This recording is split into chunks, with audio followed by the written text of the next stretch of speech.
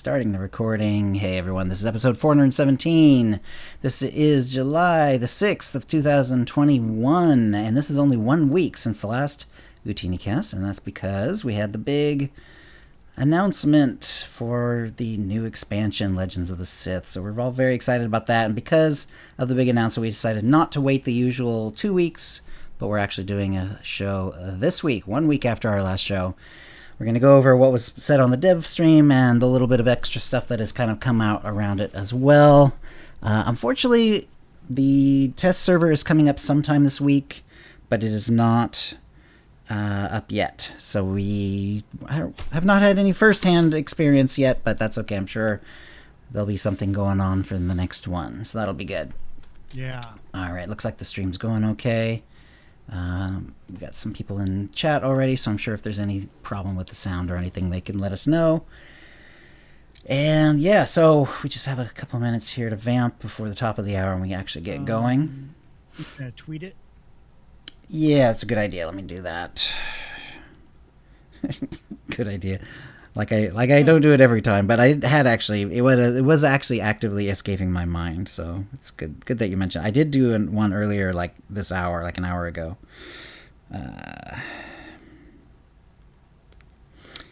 Okay, 417. Now.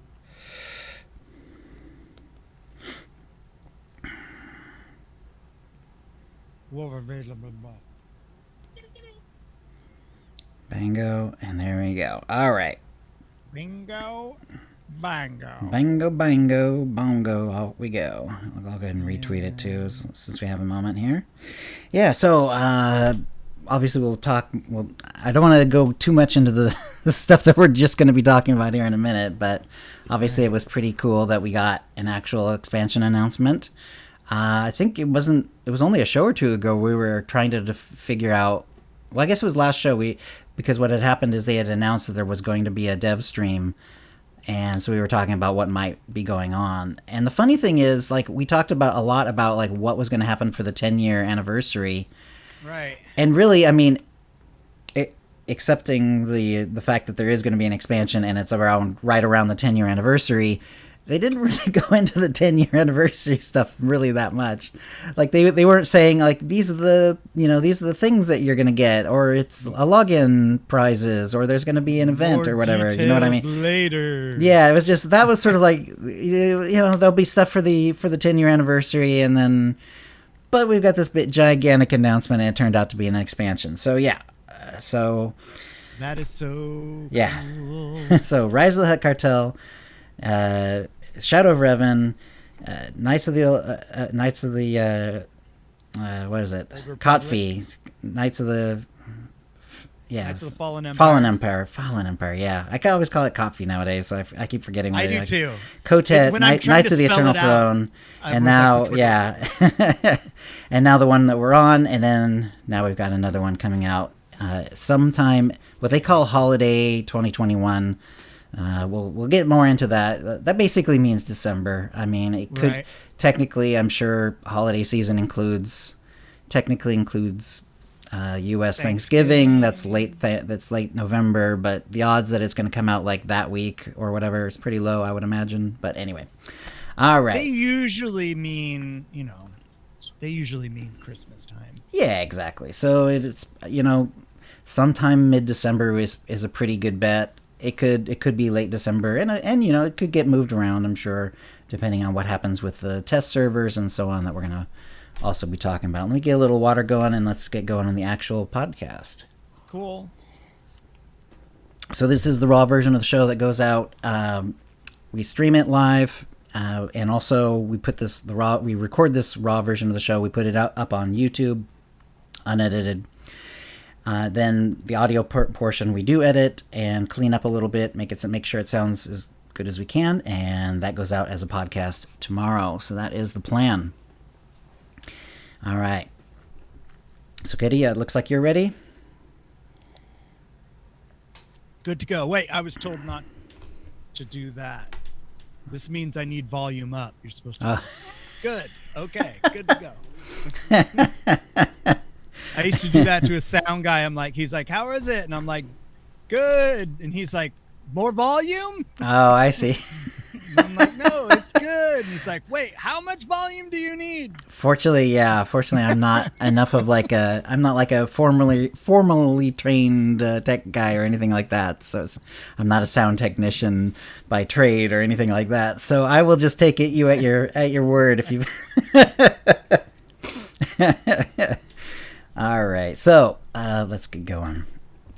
A little more water, and it's amazing. Like, when it's a pretty warm day, and it's not super hot today, but it's warm, and like I shut the door to make sure my cats are not in the room when I'm recording the show, and it's like it doesn't take. I did that like kind of early because I wanted to not have to do it at the last minute or forget or whatever, and so the door's been shut for like 45 minutes. And it's already like in here. It's like it's like all muggy and stuff like that. Do you not have a fan?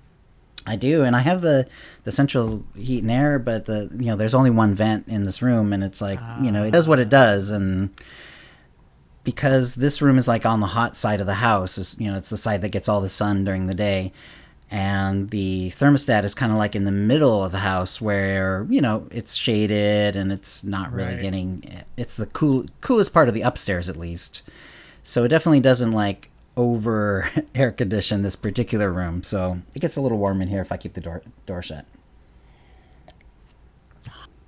All right, and then your PC doesn't do any help. No, it does not. Yeah, human bodies and PCs, they all add a lot of heat. So all right, let's see. So let's just go in 5. Cool.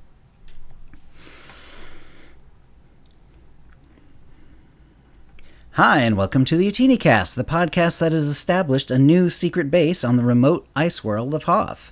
This is episode 417, being recorded on Tuesday, July 6, 2021.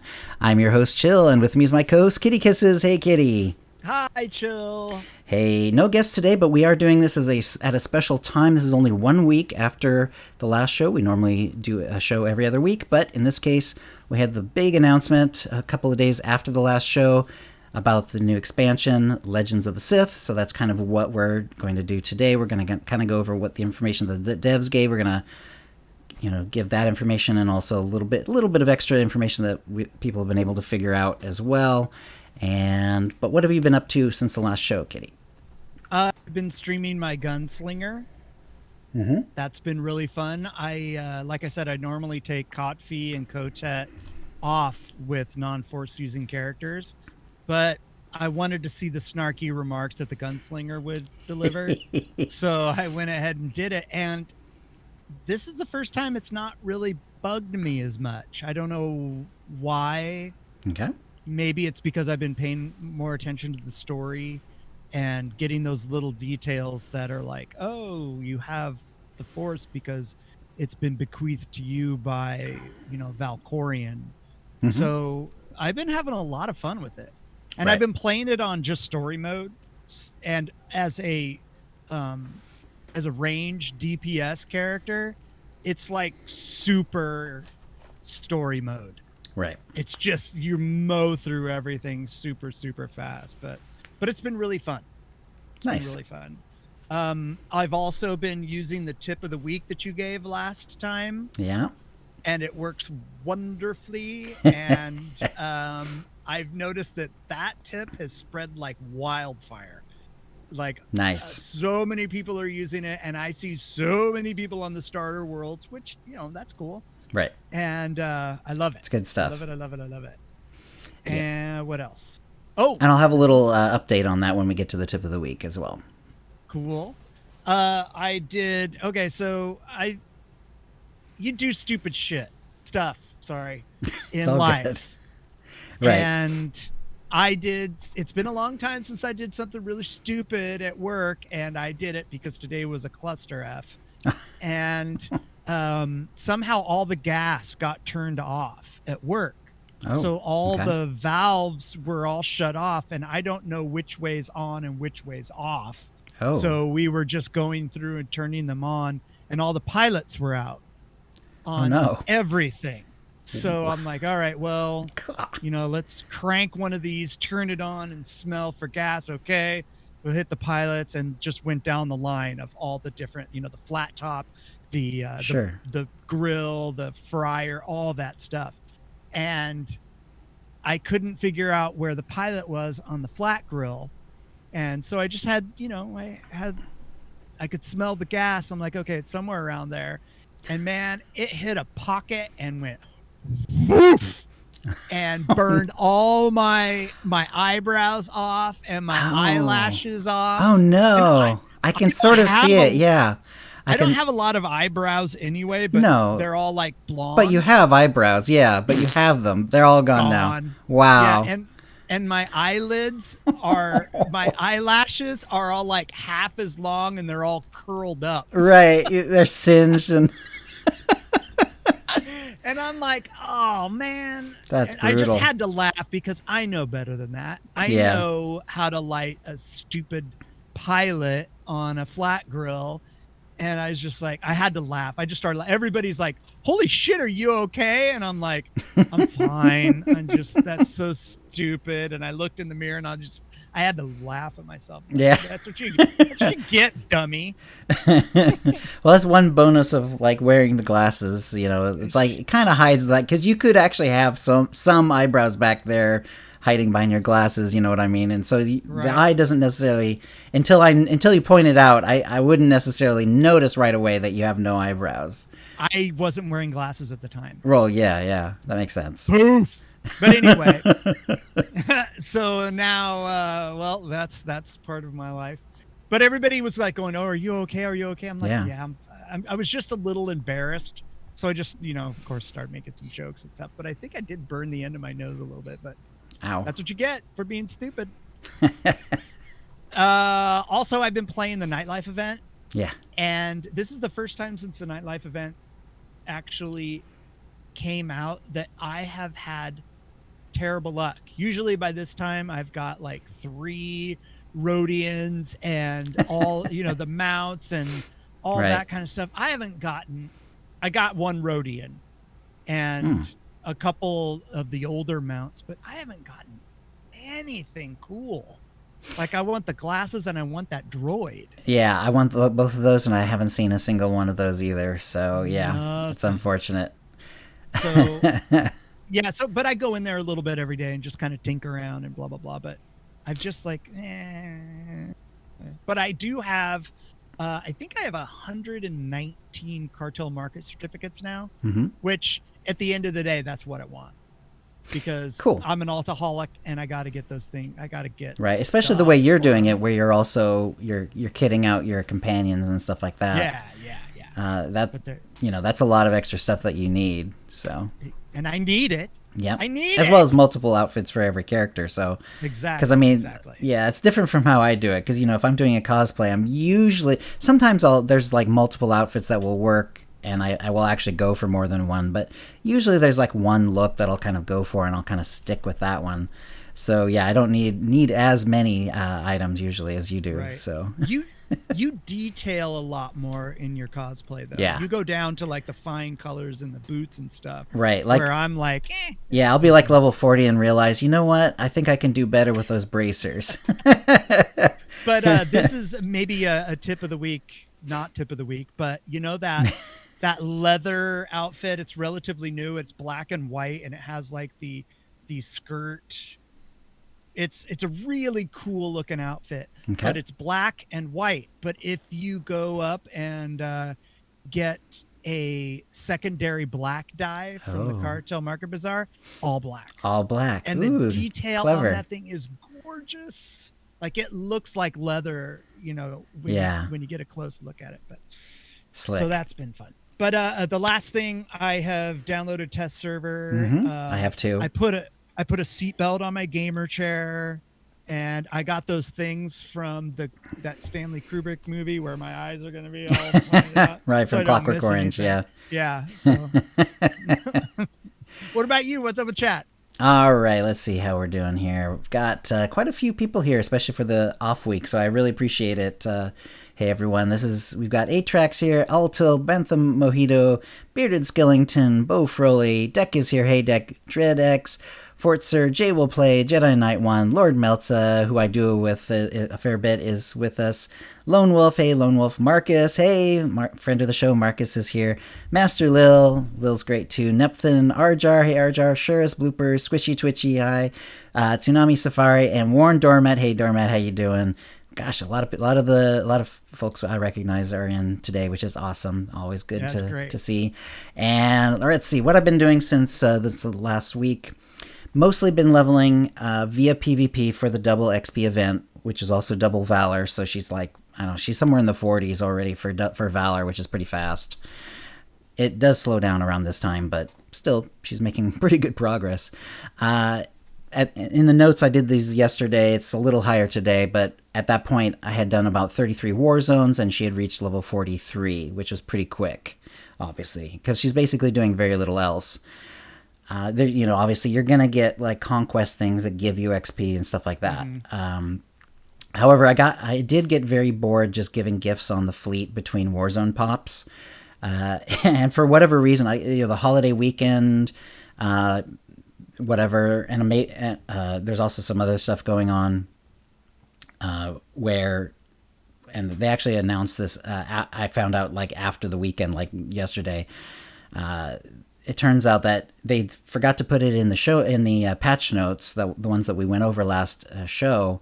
But in this last patch, they actually reverted the Warzone queues, so it is back to 10 to 42, 43 to 74, and then 75. And I kind of thought that was the case because I was like doing a lot of war zones and I wasn't seeing anyone high level, but it's hard to like guarantee that. It's like, well, maybe something else is going on, but yeah, anyway, for whatever reason, like there was a reasonable amount of people on, but just people weren't doing war zones. Maybe they were just doing the nightlife event or whatever for whatever reason.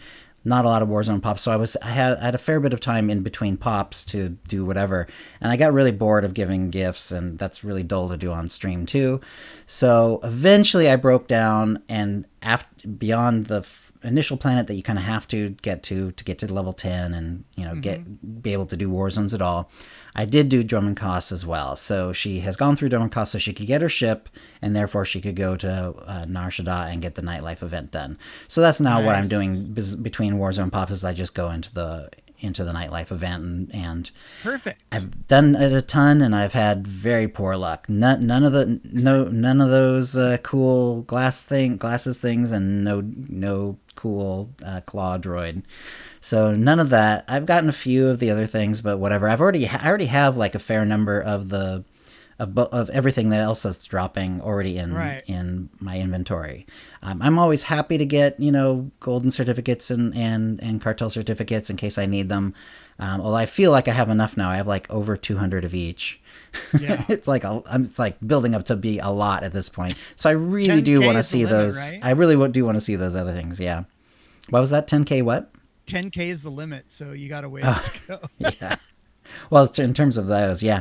And actually, because I had stayed on the fleet for a long time on her, and I wasn't going to the nightlife event for a while, I had done like, I think, close, probably like 25 war zones or so.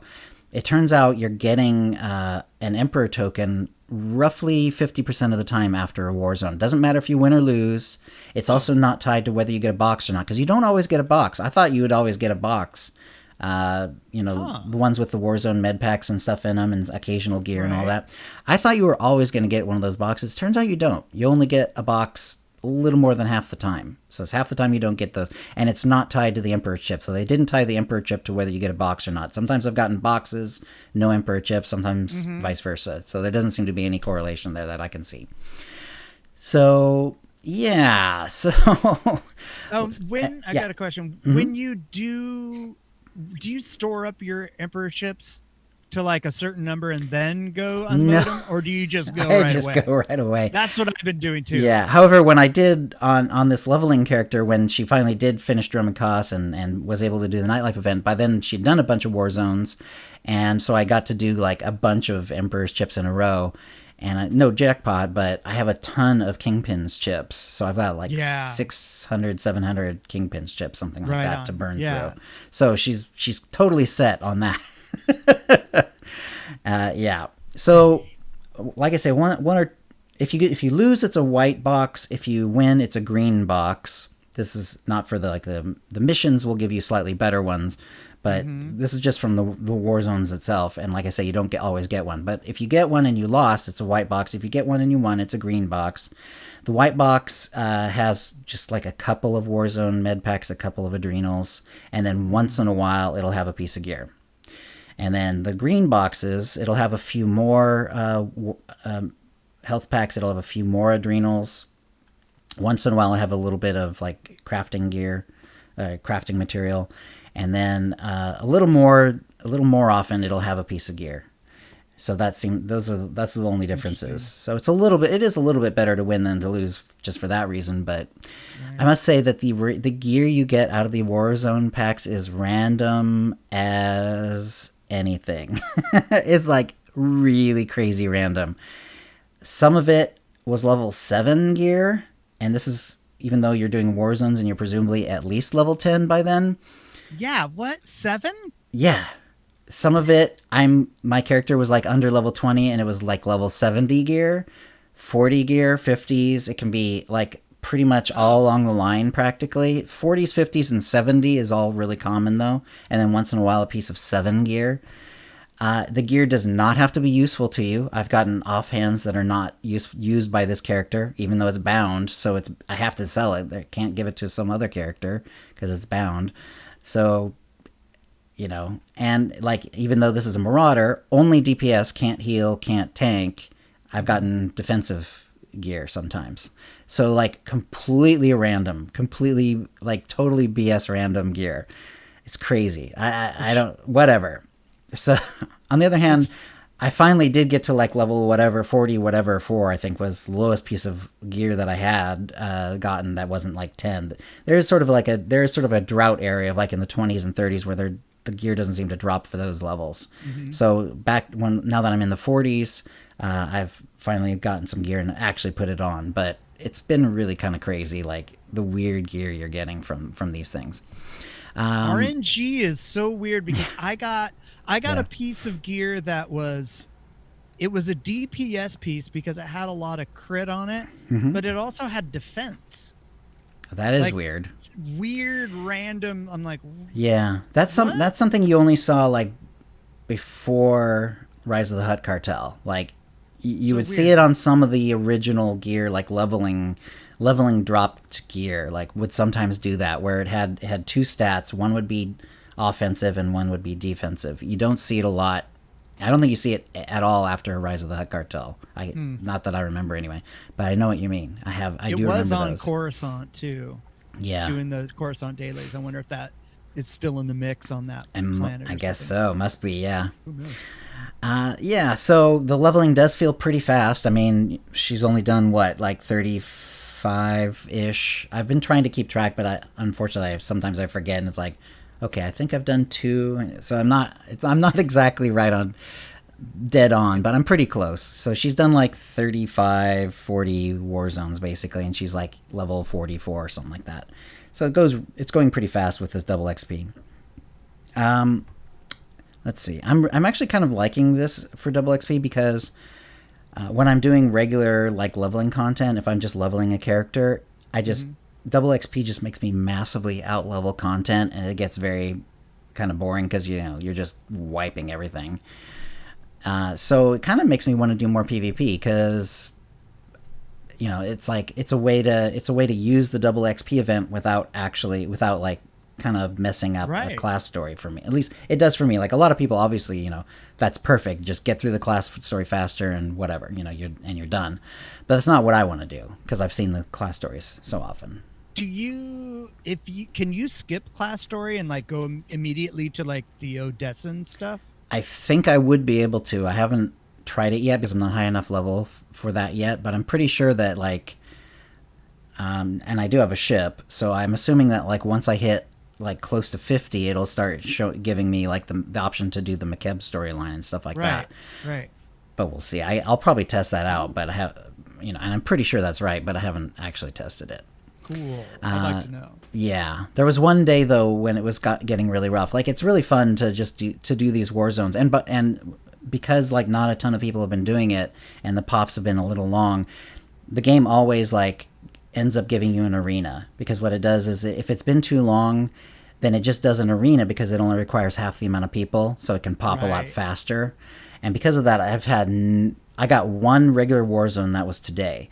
Before that, it was like 39 arenas in a row. It was like all arenas. Yeah, just because there's, like I said, there's not a ton of people doing it because of holiday weekend and nightlife event. I don't know exactly why and maybe it's the leveling thing too. Like, I've noticed the pops are a little bit faster now that I've hit 43 and I'm in the higher level bracket. Like, not the end game bracket, but the 43 to 74 bracket.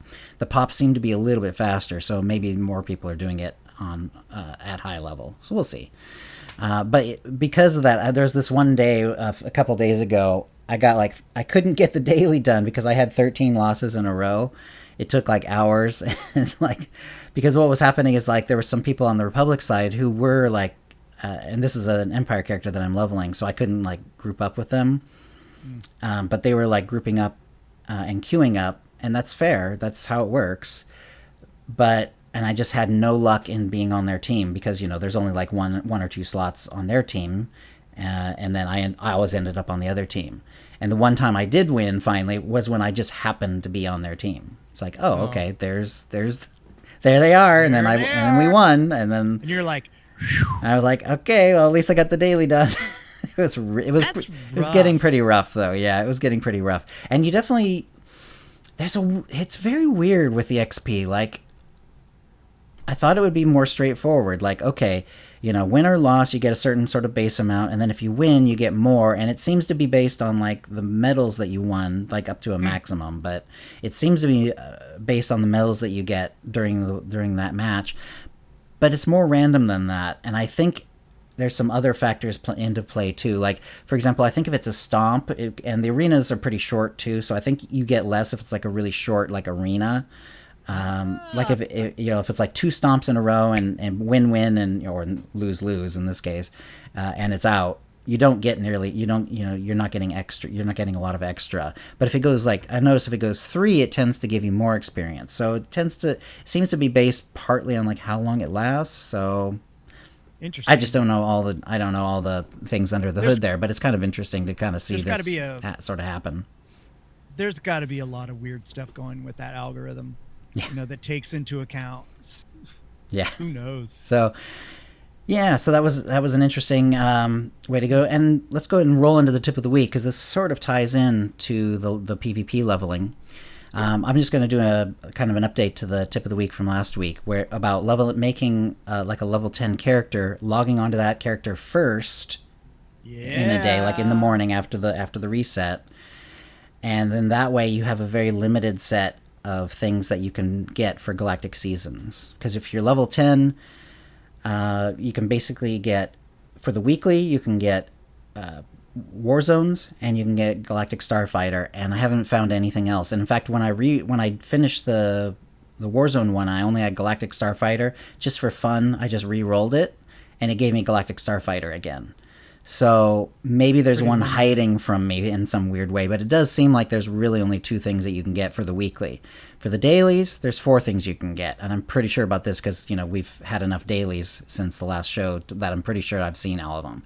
So it's War Zones 0 of 1, Starfighter 0 of 1, 75 Capital World enemies, which is Dromenkos or Coruscant, or 75 starter planet enemies. And I think I kind of messed this up last time, but this is how that works. There's actually 2 different ones, one for capital worlds and one for starter planets. There are 4 starter planets. It's Korriban, and it's Hutta, and it's Ord Mantell, and it's Tython. So it's any of those planets. So because there's only 4 and you get 2 and you can re-roll 1, I haven't yet had a day that I didn't either start with war zones or get it through the re-roll. Nice. Yeah, so far I've only had to re-roll twice, and I've gotten it from the re-roll both times. It seems to be mathematically possible for you to not get a war zone one day once in a while, but so far it hasn't happened to me, and this is a great way to, if you are trying to either get War Zones as your Galactic Seasons thing or Starfighter, this is a great way to do it. So, and I did notice, like, I tried before I made this level 10 character, I'd leveled the Gwenpool character up a little bit, and even as early as like level 19, she was starting to get other dailies. So at level 19, there's already like an insectoid one somewhere in the galaxy that she was eligible for, and it showed up. That's when I decided, okay, well, I'm going to make a level 10 character. We're going to just do that. Yeah, it works really well. You just make sure, just stop at level 10, just go, just log out in that starter world. Don't give them any crew missions, because crew missions are going to give you XP at some point. Don't give any gifts. Don't try to love, don't do anything that'll accidentally get experience, and you'll be fine. Yeah, and it doesn't take any time right now to make a level 10. I think it took me maybe 20 minutes to get my character up, and I was using and especially in double XP, it goes so fast. I used an XP buff, and then we had the guild buff, and then the double XP. It was just like, boop. Yeah, and I didn't even bother getting into the guild, nor did I even check my mail, so I didn't have the XP boost. I just was using double XP. This is a warrior, and basically I got, like, I saw Barris twice, killed the other guy who kind of was helping you, but Barris tells you to kill him. Go back to Barris, and then I dinged 10, and I was done. Which is pretty early in the story, because there's plenty more to do on the first planet after that part of the story.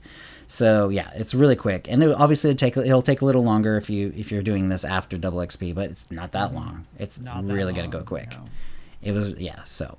Anyway, we did also get a tip of the week from Mr. No Face, and Mr. No Face wrote, "I have a tip for people who, and we've touched on this before, but it's been a while, so I'm totally cool with this. I have a tip for people who may not know that with AoE attacks, if you select an enemy and press your assigned hotkey twice, it will auto-aim the attack in the middle of that enemy, centered on that enemy, so that you don't have to drag your cursor over to that enemy. So that's how that works. So you can actually double-click it, and it'll center it on that enemy or that friend. Actually, you can actually target a friend, and if it's ground-based AOE, you can still put an offensive ability, and it'll target around a friend. By the way, interesting. Mm-hmm. I didn't know that. Yeah, because it doesn't care because it's ground-based. It doesn't care the fact that you're targeting something friendly. It'll still just center it on them. And one other thing to note that Mr. No Face hadn't mentioned, but there is actually an option in preferences to turn this choice on or off. So if it isn't working for you, or if you don't like it, maybe you always want a ground target, because there are people who probably want to do that. There is an option to go in and tell it to either do this or don't do this.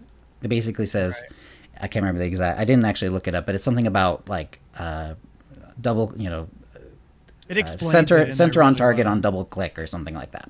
Yeah. So thank you, Mr. No Face. You're the winner of a Tonfon or an M83R droid or M2B9 droid code, courtesy of BioWare, and an OotiniCast provided ultimate pack, and we'll get in contact with you for that. If you'd like a chance to win the same, please send your tips to OotiniCast@gmail.com before the next show. And that'll bring us to the Mind Trap. And of course, with the big announcement and the special show, we decided to do it about Legends of the Sith. So the question was, what are you looking forward to most in Legends of the Sith? And if it was something else, please respond below. So the options were new story and leveling to 80. The second one was combat styles. The third was loadouts. And the fourth is Operation Flashpoint and Manon Daily area. And we had 555 votes, not bad at all, pretty good amount. And the winner was new story and leveling to 80. Fair enough. I mean, it is an expansion.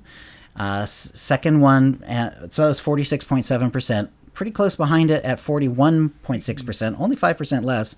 Combat styles. So combat styles, a lot of people looking forward to trying out, like having troopers with sniper rifles and Jedi throwing lightning and, all that good stuff.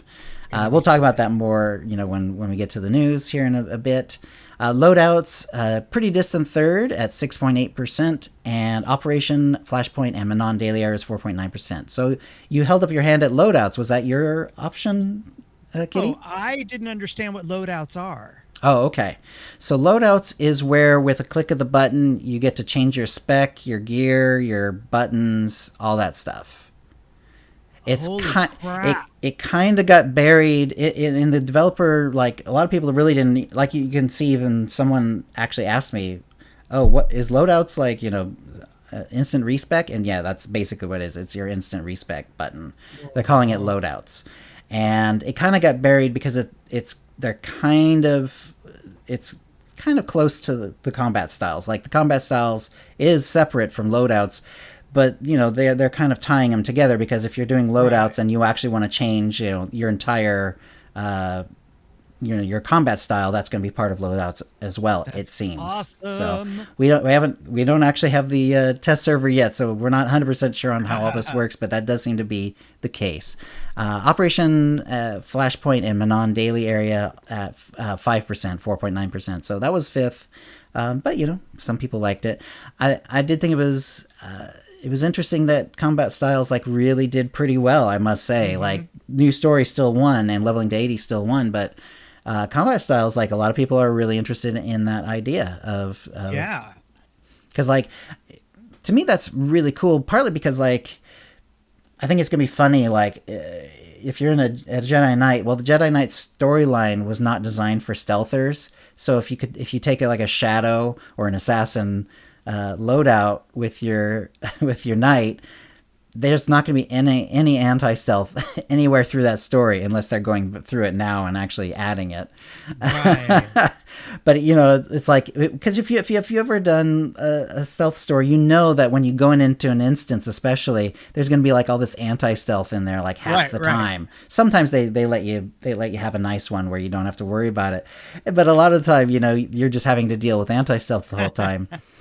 Not going to happen in a night story, like I say, unless they get really tricky and go I back never through noticed and that. work it out. So, yeah. Also, like, cool things, like, like, I do like the idea of having troopers with sniper rifles. Like, the different weapons.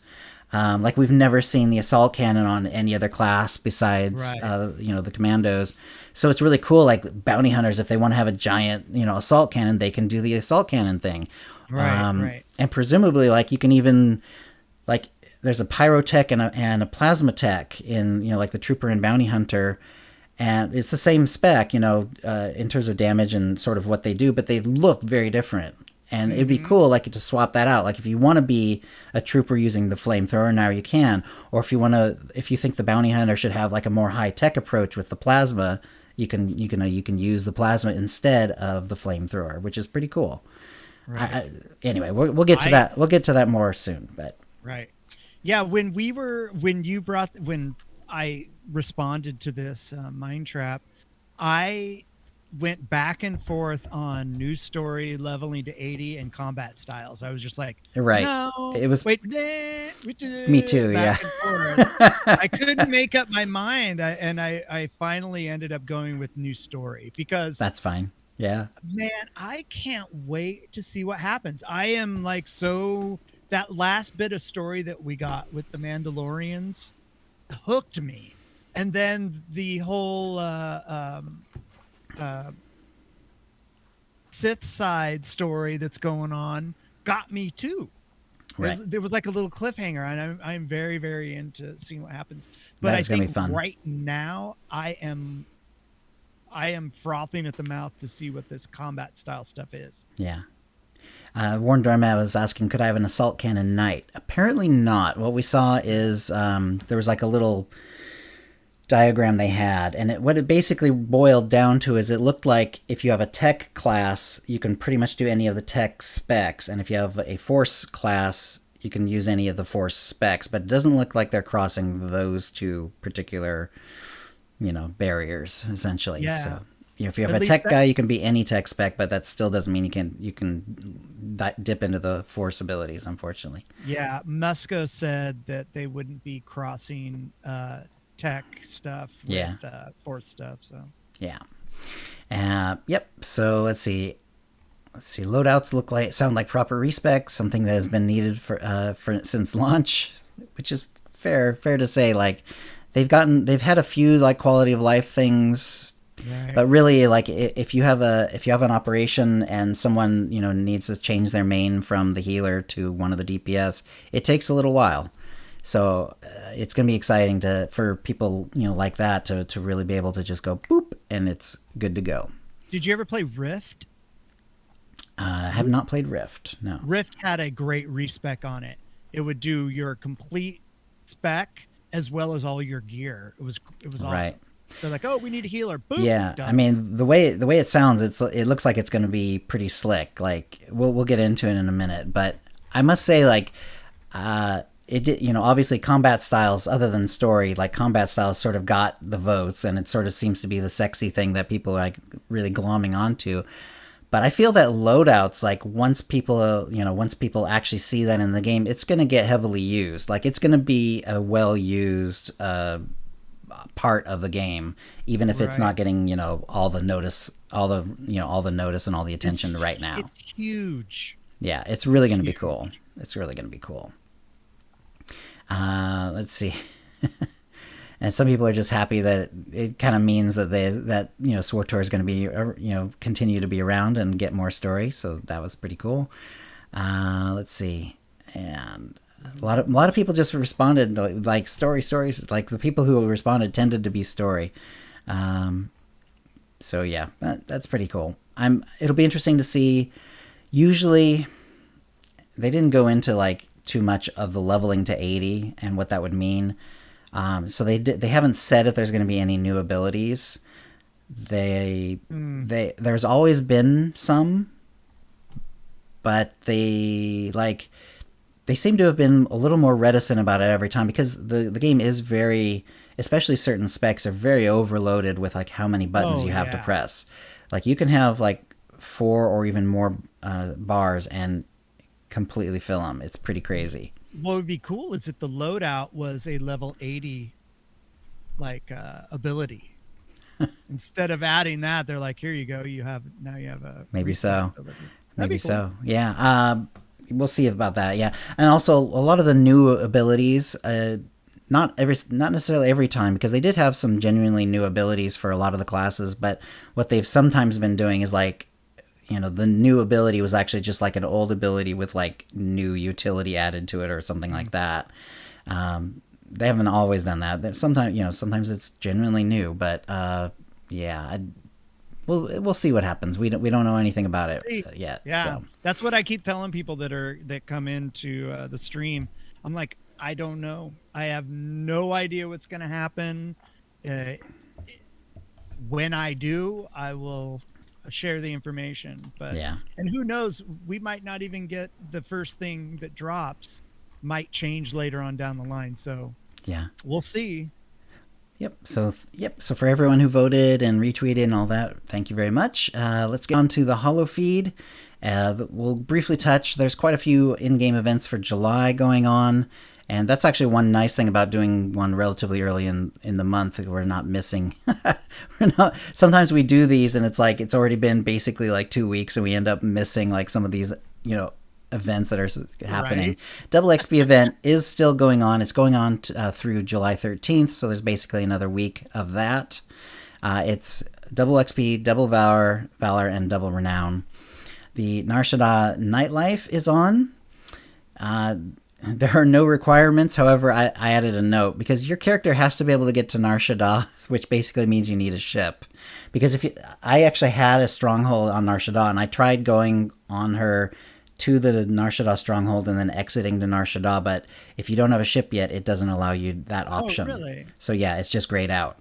So there's another way to do it. If you have a friend, you have them invite them to their Nar Shaddaa stronghold, and then they will boot you. And when they boot you onto Nar Shaddaa no matter what, because that's just how it works. And so that's one way to get a lower level character to Nar Shaddaa. And so potentially, because apparently there aren't technically no level requirements, at least it says none here, that might be one way for a lower level character to get there. If you have a buddy who has a Nar Shaddaa stronghold, they invite you, then they boot you, and I guess that's a way to do it. That should work. That should work. Another way you can do it is to with the XP being so bloated right now Yeah. with double XP and all that stuff, the chances are that you will have enough levels to be able to get the daily for Nar Shaddaa on Fleet or on Odessant, and you can use that quick travel to get to Nar Shaddaa as well. Nice. Excellent. All right. So we're really looking forward to the high roller shades and the little droid. I did buy one of the Kingpin Grigna mount just to check it out. It was fun. I don't know how much I'll use it, but it's like a big beefy beast with like these really weird antler thingies in front. Right. And it feels like very like I've been saying about this one. It feels very barbarian-y. Like if you have a barbarian character, it would be a pretty good mount for that kind of character. Yeah. They also they also have like the floor trap, stronghold decorations and stuff like that that are new as well. So that's pretty cool. Yeah, I put the floor trap in one of my strongholds. I got a bunch of them and put them all around each other so that you can go on one and then boom, and then jump on another one that's closer by and boom, be flown over. It does damage too, and that's funny. I'm assuming that's for the PvP areas. That must be what they're designing them for. Yeah, just for fun. They did just finish the Tatooine Rat Ghoul Resurgence, so that one's just finished up. But we do have the Gree, Relics of the Gree coming. That's coming back July 13th to July 20th. Nice. Typical Relics of the Gree event there. And then Pirate Incursion, July 27th through August 3rd. So that one's coming. Nice. All right. And now let's get to the meat of this one. That was the Devstream. Yeah. It was July 1st of 2021. Personally, I saw up to 5,700 people at one time on the Devstream, which was pretty cool. It might have been, might have spiked higher than that, and I missed it. But I was kind of trying to keep track a little bit, and that's the highest number I ended up seeing. Before the stream, they showed multiple BioWare employees giving their remembrances of highlights of their time involving SWTOR, which is really cool. Then Keith came on, and it was recorded, but he gave a 10-year anniversary notice, which was nice. It included the fact that SWTOR is now the longest running Star Wars game of all time, which is cool. I mean, obviously it's a little different, they mean like active, like, because, obviously KOTOR came out way before it, and technically you can still buy KOTOR and play it, but that's not really what he means. In terms of like an active game that's, still being added to and developed, it is now the longest running Star Wars game of all time, which is cool. Right. So they, what they said is among the expansions sort of thing and the other things that they want to do, they're looking for a more modern experience, as well as where you can find the game. So like Steam, they added Steam recently, and it sounds like they're looking for other venues to sort of make SWTOR available, which is cool. The more the merrier. Yep. So then the live stream was Eric Musco and Charles Boyd. So pretty much the two you'd expect, which is awesome. They are just, they called it a high level, pass on this. Like they're not really going into too much detail, but they wanted to kind of give the broad strokes of all the different parts of Legacy of the Sith. So Legacy of the Sith, as they said, it was like the very nice acronym, because it shortens to LOTS very easily, and that in fact was the Cantina, the Cantina code essentially. If you go to your account on SWTOR.com, log into your account, go to my account, and then enter a code, it's LOTS of SWTOR, LOTSOFSWTOR, and that's actually still active for another week. So if you're just hearing this, do it. It's basically a decoration you get. And it's like a poster of the guy from the Mandalorian Flashpoint. So that was kind of cool. So, Legacy of the Sith coming in what they said was holiday of 2021. So that means presumably, it could be 6 late months. November. But basically 6 months, it's going to be in December. Combat styles is going to be like the advanced classes, but now your advanced class is tied. Right now, advanced class is tied to your base class, so which we all know. So if you have a bounty hunter, you can be a mercenary. You can be a power tech, and and that's it. But now under combat styles, if you're a tech type class, you can then have any of the tech type advanced class abilities, and it will also means you use that kind of weapon as well. So this separates the class story choice from the gameplay for greater customization. And yeah, like I said, that's actually, I'm going to be very interested to see how that works. Me too. We were joking around on stream the other day saying how many Rex cosplay characters are going to be out when this happens. Yeah, right. Like everybody's just going to be Rex. Yeah, exactly. And right, there's got to be other options that are similar to that too. Mm-hmm. So yeah, I mean, especially if you're looking for Star Wars cosplays, this is going to definitely make that a little bit easier. For sure. They've not. This is apparently they're still sticking to the current advanced classes essentially, though there was no mention of any additional advanced classes that we've never played before or anything like that. Right. I think even if they were going to do something like that, it would have to happen later once they've gotten this sort of under their belt. And I'm not saying that they'll ever do that. I'm just saying that it's not happening yet, and if they did it, it wouldn't be when they're trying to launch all this other stuff too. They did say that when it comes to the Force classes, there will be dark and light side requirements to access the counterparts. So if you want that lightning Jedi, you do have to play a little bit and get some dark side points gathered, and then you can swap over and get the lightning. So that's pretty cool, and it feels reasonably, accurate compared to how it works. Idea. Yeah, exactly. Anakin didn't shoot lightning from his fingers when he was, a Padawan. It was after he had fallen to the dark side, so you have to gain some dark side points first. The ability to switch between these presets quickly, loadouts is the term they're using. It's going to assign a variety of options to a single preset click. This includes gear, abilities, utility points, outfitter profiles, and they said more. What more, I don't know, but that's really cool because because right now when you have that healer who needs to switch to DPS in your operations, it takes a while. They have to switch their gear. They have to make sure their abilities didn't get all messed up by the change. They have to redo their utilities. Look at the screenshot of your character's build. Some people actually use screenshots or written notes. Yeah, it's going to be much better for people when you can just load out and change, and outfitter profiles too. So if you're an RPer, outfitter is going to be pretty good anyway, but now it's if you also want to have different weapons for a particular outfit, that's going to change as well, which is pretty cool. They are looking at class balance changes. They didn't really go into any detail about it, but that is something they're looking at, and it makes sense. I don't know. Something else I just thought of is one thing that changes when you go from class to class is the type of armor you can use. So if you have a shadow, you can only use light armor or adaptive armor, of course, but you can only use light armor. Is that going to muck up some of the how much damage you're reducing and stuff like that? Or are they just going to get rid of light, medium, and heavy armor? I almost feel like they're going to have to get rid of light, medium, and heavy armor, because otherwise, wouldn't you just want to have heavy a armor troop? Just have someone who can wear heavy armor and then just go ahead and throw.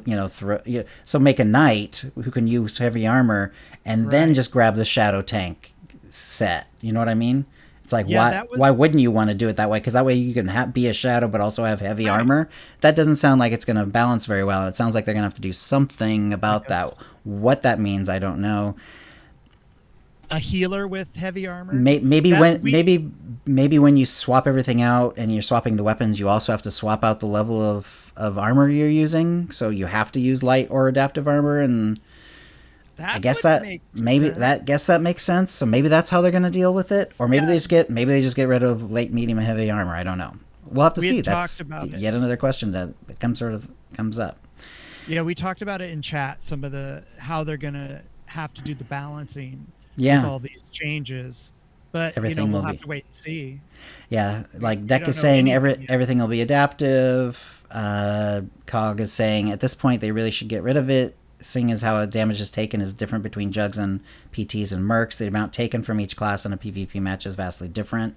Which, so yeah, maybe it's just time to get rid of it. Like, it was a cool idea, and it certainly had Yeah. its place in the game. And it certainly made a lot of sense, especially like the early iterations of the game were very like.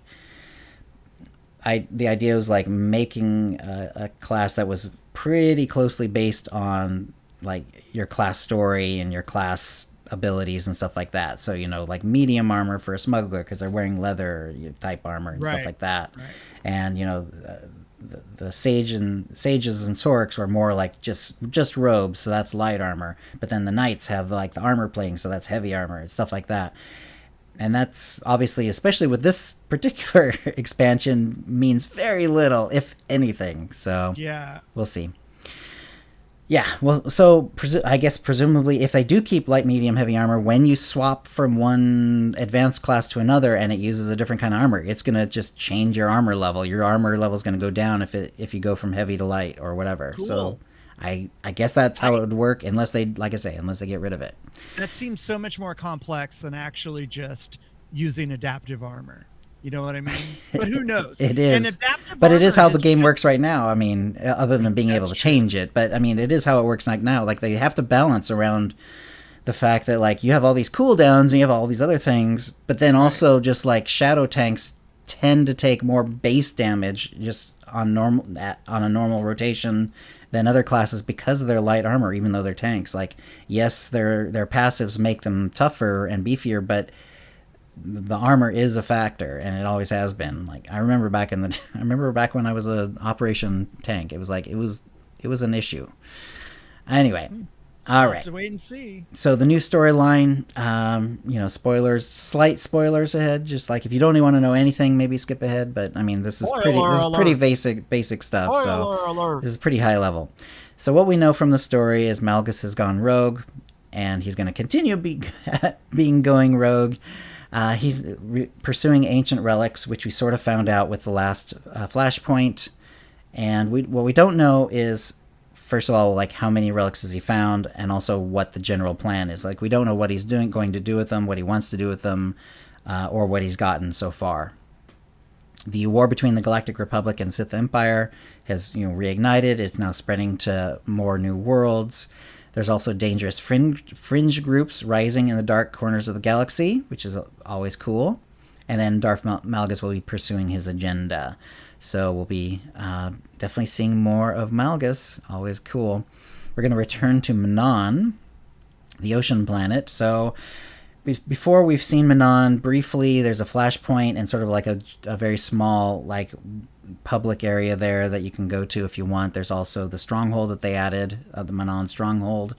But now they're going to actually make an entire like bit of the story there with a daily area. So that's going to be very cool.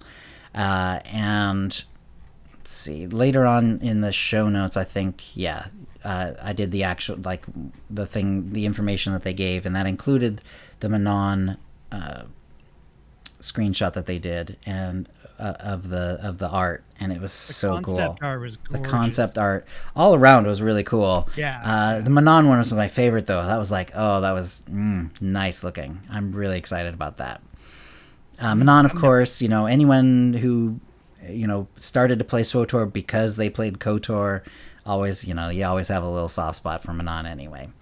Although that one underwater shark mission still haunts me.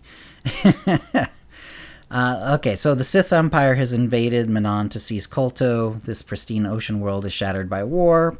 You battle for control of the planet with separate pub and imp storyline, which is very cool. And you explore surface structures, underwater facilities, and the ocean floor. But they did specify this is not swimming. This is ocean floor. And there will be a new daily area accessible once the story is complete. So I had played... Pretty similar to like Onderon and Mekshah, like they did with the last expansion, that sort of thing. It sounds like. Yeah, I was running the HK quest, the chapter with HK, where you're actually walking on the seafloor. Yeah.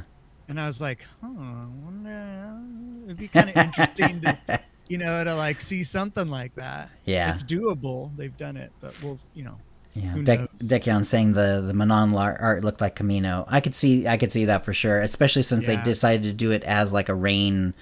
It was like a heavy storm, clouds, like rain and all that. So it looked a lot more Camino-ish because Camino, it always seems to be raining on Camino when they show it. It's always raining on Camino. Yep. New Flashpoint, Elam.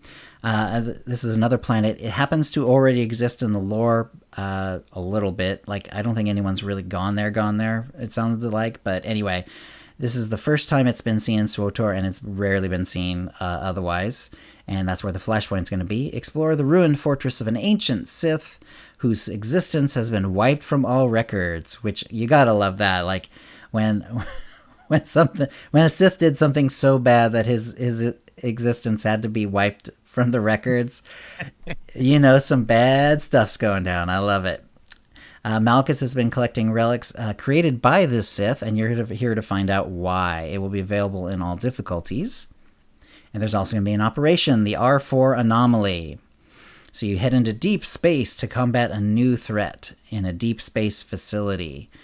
8-player mission to a mysterious asteroid facility run by an obscure Sith cult. So this is another one of those Sith groups, cults. sort of like coming out from the shadows. The cult has experimented with stolen Zerka technology. Everyone loves Zerka, so yeah, Zerka's been messing up the galaxy for a long time, and they're continuing to mess up the galaxy. Constantly messing up the galaxy.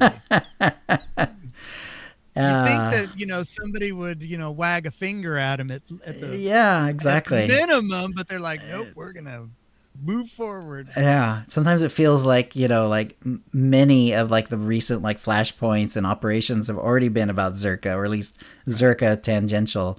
And now this one, they're rebuilding an ancient superweapon of terrifying power with stolen Zerka technology. You gotta love it. Story I love it. And veteran at 7.0. In other words, with the launch of the expansion, master mode to follow early 2022. That's their goal. 5 boss encounters. So pretty cool. Nice. So pretty solid. Yeah, that's pretty solid middle, medium to long-ish operation size. Very nice. Galactic Season 2 was also, and it sounds like they're pretty much timing it so that it's going to pretty much start with the actual expansion. Galactic Season 2 is going to be called Shadows of the Underworld. New season means new rewards. This one's going to be themed around underworld syndicates. New companion, Fenziel, a Duros gunslinger, and this is the first Duros companion in SWTOR. Pretty cool. They do have there's a picture of him in the show notes as well. He is pretty typical Duros look. However, he does have like a cybernetic eye implant, which is way cool. There are also quality of life updates from season 1. They didn't get into too many details, but it's a new thing that they're doing, and so making quality of life is good. Quality of life improvements are always good. BioWare, please add on-rail spaceships to Galactic Seasons. Please. Yeah. So improve the player experience and modernizing how you play. The focus for Legacy of the Sith and forward is going to be to sort of, like I say, modernize how you play. They're also going to be trying a new look and feel for the user interface. What that means, again, we're not 100% sure. There's already a pretty good ways to alter your user interface, especially once you really dig into it. There's a lot of things you can already do with the user interface. Yeah. So hopefully they'll keep that level of changeability and mutability for it, because I actually prefer it that way. I do too. Yeah, but if they want to change new look and feel, hey, I'm willing to give it a look. Yeah, as long as it's customizable. Right. Whatever. Exactly. But it would be kind of cool to, even change the color of the HUD, Yeah. That would be kind of interesting. That's true. It's always been that sort of light blue, hasn't it? Yeah. Be cool red for Sith, maybe, lightsabery graphics on it or something. Right. So Legacy of the Sith will launch with an updated Windows, such as the character sheet and more. So which makes sense. I mean, they're completely changing like how your advanced classes work, because now it's not really going to be called advanced classes anymore. So it makes sense that they're going to have to massively overhaul the user interface in any case, and especially the character sheet. They also said, though, additional windows will release throughout the 10th anniversary celebration, which I assume means gradually over the whole year, although that's not exactly how they said it. They said throughout the 10th anniversary celebration. So what those additional windows are, again, they didn't say. They're going to update the character creation screen, which is fine and probably good. Cool. I would say, like, if there's one thing on my wish list for the character creation is like a nice, bright, and very neutral lighting scheme, however they do it, because like where it is now, it's a little yellow, it's a little dim, and sometimes it's a little tricky to figure out like exactly what color of hair, eye, and skin you're getting. It can be a little off. Yeah, I noticed that, especially with the Nautilans. When they came out, the color, their skin colors were a lot different than they were in the character builder. How much blue, how much purple, how much green. Yeah. Especially since a lot of those colors they made sort of like kind of similar anyway. Like there's some blue, but there's dark blue and light blue. There's dark blue that's more purple. There's an aqua. There's more green. Yeah. So yeah. Let's see.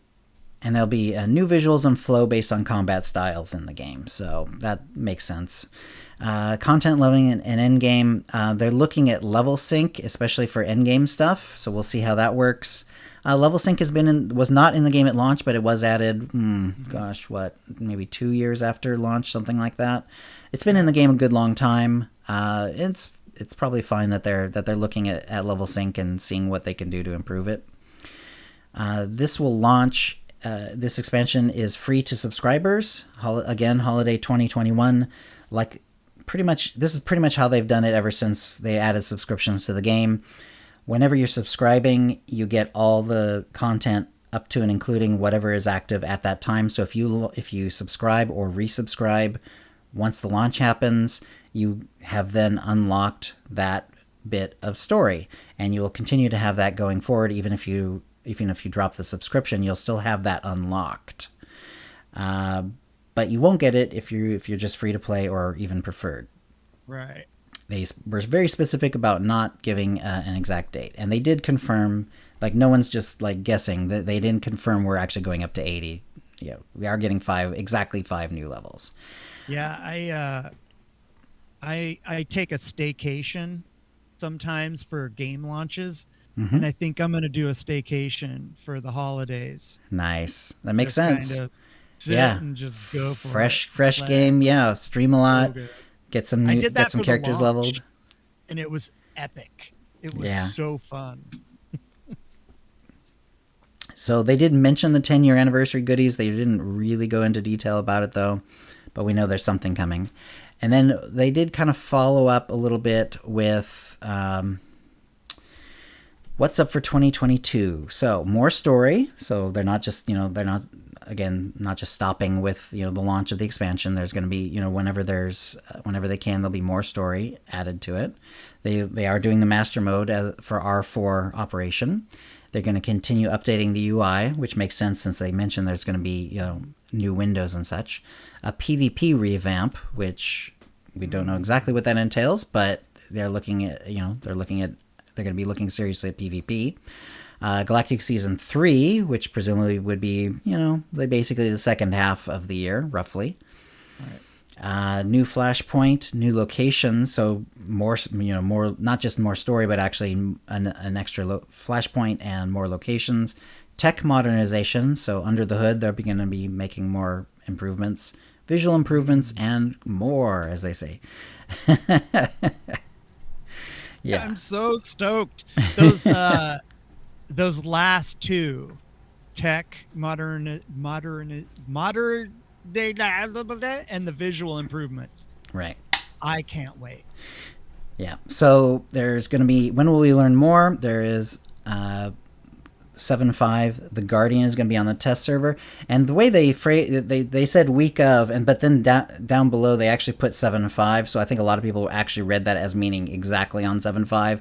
It really doesn't. It really does mean week of 7.5. So sometime this week, Guardian will be on the test server, and it's unfortunately not active yet. I tried. Kitty tried too. 7.12, the week of 7.12, there's going to be a Mandalorian short story called Seeing Red coming up. That's always fun. They've done a few of those. Like they didn't used to do a lot of like short stories, but they've started doing them, and they're doing them sort of not exactly regularly, but a few times a year. And so I'm always happy to see what that's going to be about. Yeah. On the week of 7.19, there'll be a dev team feature, Ashley Rule and SWTOR cinematics. It's always fun learning about how they do the cinematics and all that stuff. 7.26, looking back on Manon. I'm not sure exactly what that means, but we know that there's going to be more Manon, so looking back probably makes sense. Knows? Is it going to be like the Jedi Academy on Dantooine? Hey, this is what it used to look like, and now maybe so. Speculating, but I love it. August and beyond, they're going to have regular web content from now through launch. They're going to have interviews with content creators and ongoing public test server updates. So yeah, obviously, which makes sense. I mean, they can't just. We knew they were not going to stop with the Guardian. And then Jackie came on. It's always nice to see Jackie from the Humanity team, and she talked about the test server just a little bit. The public test server access details are on the forums. If you're a sub, you can talk on the forums and also join the PTS. There is a placeholder UI in the public test server, so that's not going to be finalized yet. But you'll see the customization changes, but you'll be given options rather than having all of the options available to choose. So you'll see like one variation of the customization changes rather than, unfortunately, you won't be able to test everything out quite yet. They're not quite there yet. I'm surprised we're already doing it anyway. Like it's the quick, idea that it's like a week after their announcement and we're already going to test it. Yeah, it's great. It's amazing. I doubt that's coincidental. It sounds to me more like when do we think we should be starting the public test server? Well, we pretty much have to do the announcement before the test server, so let's just do it that way. They probably figured, okay, this is the week of the test server, boom, right before then. Nice. So yeah, that seems to be how it is. And let's see. And then we didn't mention this earlier, but there was on the forums the confirmation that the bracket changes have reverted for leveling war zones. The brackets are now, well, they call 1 to 42, but you really have to be level 10. So 10 through 42, 43 through 74, and of course the end game one at 75. This was implemented with 6.3.1, but they missed it in the patch notes. They have updated the patch notes to reflect this change, but unfortunately, we had already done the last show when this happened. And they also did confirm that, like it said in the Devstream, it's the week of 7.5. So the public test server is happening this week, but it did not happen 7.5, nor is it happening today either. But it is happening this week. And there we go. Anything else, Kitty? So how about... That's a lot. Yeah. So now that now that we've had a chance to kind of go over the details again, is there anything that stands out to you or anything that you're looking forward to more than you were before? No, I kind of look at it like there's so much going on that as they start showing us and giving us the answers of these things, I'm just looking forward to like every little tidbit. Instead of getting one lump thing, we're getting a whole bunch of stuff over the rest of the year. And I'm very, very excited. But I think I'm really itching to get on test server. That's gonna be fun. I think. Yeah, that's tomorrow, it's gonna be interesting. Hopefully. We'll see. We don't know, but hopefully. Yeah. And I think going over this again actually made me more interested, like more excited about the story. Like when I was doing the show notes, or the notes from the Devstream, I was like typing so fast that, and they ended up spending like a lot of time on the combat styles, a little bit on the loadouts and stuff like that. And yeah, they did some screenshots of the story and stuff like that. But just going back through it again, it's like, oh yeah, there's gonna be some really cool stuff coming up. And I'm really really excited about that, actually. It's like I do think combat style is going to be really interesting and a really good add to the game. Free, and like I say, they did not mention this at all. They haven't even hinted at it, but if they wanted to add more advanced classes, it would be a lot easier to do now, because if they want to add a tech advanced class, they just slap it in there, and it's just one more option for the tech classes. If it's a force advanced class, same thing. Not saying they ever will, but maybe they never will. But if they decided to, it would be a heck of a lot easier now. Yeah. And they wouldn't have to worry about, class stories, because it's not going to affect class stories, because it's just, they're not worried about class stories anymore. It's just how, level your class story however you want. That's great. Yeah. I never thought of that, but yeah, I guess that could be implemented really, really easy now. Yeah, and like I said, this is my wish list, because I am a sucker for especially for like Mastermind or like Zookeeper type specs, and I don't know if they would ever do that in SWTOR, because it might be a bit of an overload on potentially on how the hero engine runs or whatever. Who knows? Maybe that is an issue, but I always love the idea of like having like little pets that are quote unquote doing your abilities for you. Right. So, and you could do that as a tech thing. You could do that as a force thing. You have force creatures, or you could have, robots or whatever. Anyway. And everybody loves those specs. Those are always super popular. They are popular, yeah. Yeah. But they are, historically, they've been like difficult to balance and stuff like that. Right. Stuff like that. Like, basically, like, sometimes like I've seen some where like basically the little pets are basically invulnerable, and you just attack the player themselves, and at that point it really does feel like just flavor. Like it's not really a Zookeeper spec at that point. But I've seen sometimes they try to get away with doing it that way. Other times they like tie the health bars all together, so like if you do AoE to all of them, like you're actually damaging the player more, which is interesting. And then they sort of maybe make them a little more less vulnerable to AoE potentially, but that's one way to like to do more damage to them, stuff like that. But it's very tricky to balance, because on the other hand, if you make like all of the pets really squishy, then that player is like in real trouble. Right. Is in real trouble. like 4 or 5 blood-sucking red-eyed porgs coming at you. Yeah, it'd be awesome. But I could see that like in an arena, it's like, oh, you have the 4 pets. Okay, boom, boom, boom, boom. Pets are gone. That guy's useless. While he's desperately trying to get his pets back, let's just go beat on his buddies. Right. It is tricky to balance. I get it, but I happen to love that kind of spec. So yeah. I'm always rooting for it.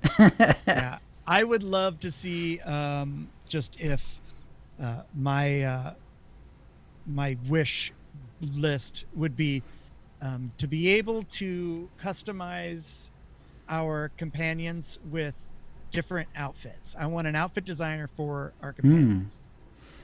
I think we need that. You especially need that, because you actually would use it, because you actually switch out your companions depending on what planet you're on. So yeah, it's important. All right. Anything else? No, I'm just excited. Yeah. Very excited. Dekion says, I want weapon designer added. Well, I think, Dekion, we're going to backdoor our way into that one with the loadouts, because what you could do is have like the different outfits and stuff, and with one click it's going to change your outfitter as well as your spec and your gear and your abilities. So presumably that's going to swap out your weapons as well. It would have to. So I think that would be cool. But yeah, I think this is essentially going to backdoor into a weapon designer. So like, as far as looks go. Although, I understand, like, it'd be cool to, like, have one and just, stamp it and then not have to think about it again. Like, okay, I have the look, and therefore if I change out the weapon underneath, it's like, who cares? Right. Yeah, Dex says, too much work, just add a weapon slot to the outfit designer. Yeah. Doesn't sound like it's going to happen right now, but maybe we'll be surprised. Who knows? I'm sure there's going to be surprises coming out the next few weeks as we start to see things on the test server. All right, then. I think that's a show. If you'd like to play with us in the Utini Knights Guild on the Republic side of the Satil Shan server, or in our Utini Rage Guild on the Empire side, do a /C join Utini to join the Utini channel. Then let us know you're a fan of the show. You can email questions and comments about the show to utinicast@gmail.com. Follow us on Twitter using @UtiniCast. And that's where the mind traps go, by the way.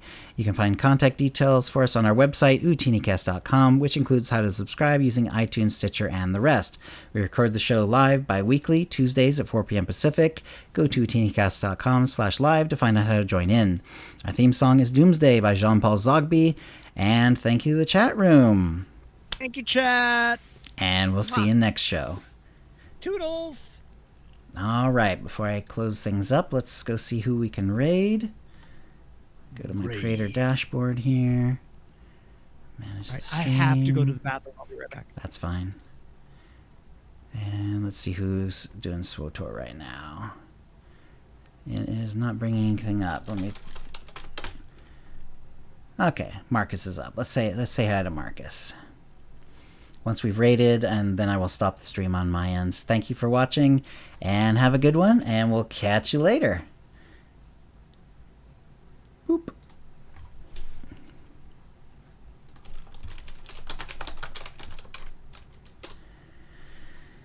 All right.